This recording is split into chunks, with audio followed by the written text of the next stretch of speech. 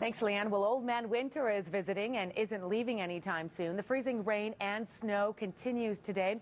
Let's find out what we can expect. We join up once again with Jeff Hopper, who is keeping a close eye on things. Jeff, what do you have for us? Well, we have a freezing rain warning, which remains in effect even in this hour, Annette. It's more like freezing mist. Let's have a look at the precipitation amounts that we saw from yesterday. This is cumulative from yesterday into the projection into later on today. So you could see through the day quite a bit, about 8 centimeters of snow, 10 millimeters of rain, and by tomorrow, somewhere around a possible projection of around 10 centimeters of snow again for the day today. Expect it to start snowing in earnest over the next few hours. So let's have a look at that picture and break it down a little bit more for you.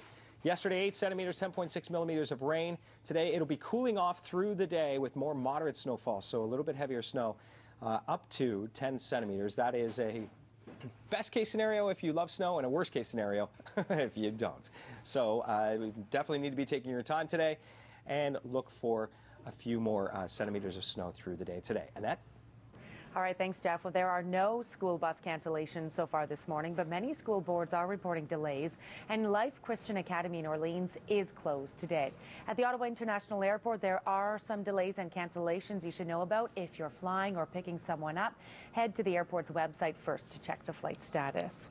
Well, city crews have been out since all this freezing rain and snow started more than 24 hours ago now, but police say these conditions can still make driving quite dangerous. Melissa Lamb is live on the Nicholas Street overpass, keeping an eye on traffic for us. Melissa, good morning. Good morning, Annette. There's one word to describe the weather right now, and that is miserable. The freezing rain drizzle is coming down a lot harder than it was earlier this morning, making things pretty messy out here. Now, we do have a rollover to tell you about the 416 northbound at the River Road off-ramp. There's a rollover there, so please avoid the area if you can. The highway here at the Nicholas off-ramp is moving well in both directions still. I think a lot of people took the day off. Now, city crews are out in full force, making sure our roads are clear and salted. Now, they do use salt as their first defense in conditions like this. They also use a pre-wetting formula, which they put down before they salt roads to make sure the salt sticks, and also to reduce salt consumption up to 20%. They also use an anti-icing technique, and this is to prevent ice from forming on our roads.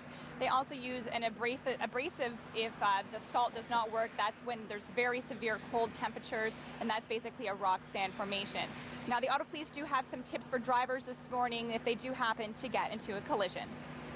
Well, before you get out of your vehicle, make sure you're in a safe place. If the vehicle is drivable, you can always attend one of our police stations and they'll do the report there.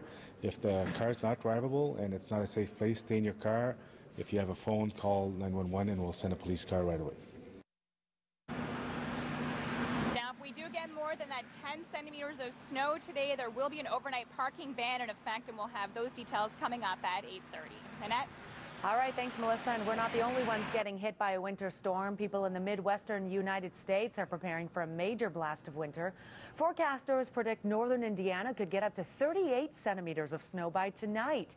Michigan's Upper Peninsula could get up to 30 centimeters before the storm rolls across Ohio and into New England. Well, there's more tragedy for a Chelsea family. A woman charged with killing her adopted daughter has died of injuries after attempting suicide. On Wednesday, Catherine Dufresne was found unconscious in a shower at the Hull Detention Center.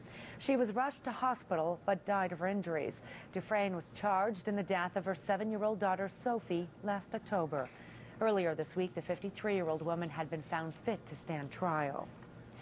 The federal Liberals are kicking off a 3-day convention today here in Ottawa, where they hope to start laying the groundwork for a comeback. Interim leader Bob Rae says there's a lot of work ahead for the party, which has won 34 seats in last May's election. It was their worst ever showing. Rae says to rebuild, the party has to work together and avoid any internal conflicts.